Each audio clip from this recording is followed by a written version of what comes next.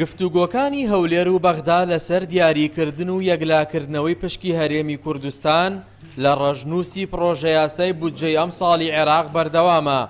حکوومەتی هەرێمی کوردستان هەموو کات ئامادەیە بە گوێرەی دەستور لەگەڵ عێراق ڕێک بکەوێت، بەڵام بەشێک لەلایەنە شیعەکان داوای ڕادەستکردنی دۆسیەی نەوتی هەرێمی کوردستان دەکەن.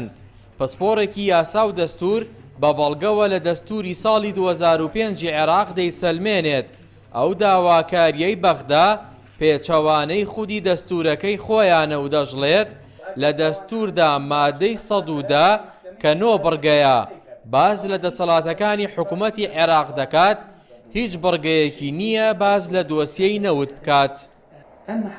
مادەی 111 دستور ئێمە هەمانە کە ئەڵێت بە نەس زۆر وازەحە، ئەڵێت پێویستە سامانی گشتی کە خۆی لە نەوت و غاز ئەبینێتەوە، ئەڵێ ئەمە مڵکی هەموو گەلی عێراق. باشە لە مادەی 112 ئەڵێت پێویستە ئەم داهاتە وەک یەک لە نێوان هەموو پێکاتەکانی عێراقدا بەش بکرێ، لێکەیەکە لەو کێڵگە نەوتیانەی کە تەواجودیان هەبووە لەو ساوە، یعنی مەبەستی چیە لە 2005 کە ئەو دستورە داڕژرا ئیدارەکردنی ئەم کێڵگە نەوتانە بە حکوومەتی فیدراڵی بە هاوبەشی لەگەڵ حکوومەتە هەرێمەکان، ئەڵێ ئەقالیم، چکە لە 2005 کە دستوردانرا خۆ بەس بۆ ئەوە نەبوو تەنها هەرێمی کوردستان هەرێم بێ، با نەسە دستوریەکە زۆر وازح بێ، ئەڵێ حکوومەتی فیدراڵی لەگەڵ حکوومەتە هەرێمەکان وە پارێزگا وە بەرهێنە نەوتیەکان.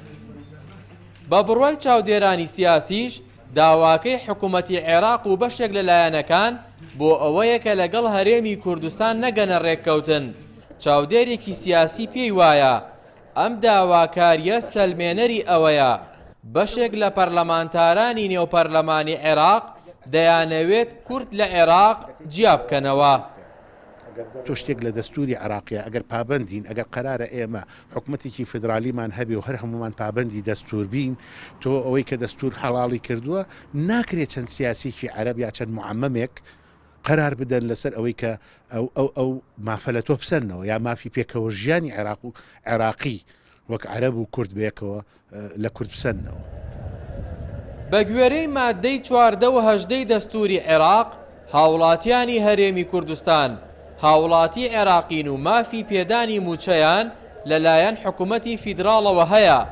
شارەزایانی دەستور ئەو پرسیارەش دەکەن کە ئایا بۆ بەرپرسانی عێراق کار بە مادەی 93 دەستور ناکەن کە باز لە دەسەڵاتەکانی دادگای فیدراڵی دەکات کە یەکێکیان یەکلاکردنەوەی کێشەکانی نێوان حکوومەتی عێراق و حکوومەتی هەرێمی کوردستانە، بەڵام چونکە داواکەیان نادەستوریە و بە مەبەستیش دادگای فیدراڵی پەکخراوە ئەو کارە ناکەن. هاوژین جەمال، کوردستان 24، سلێمانی.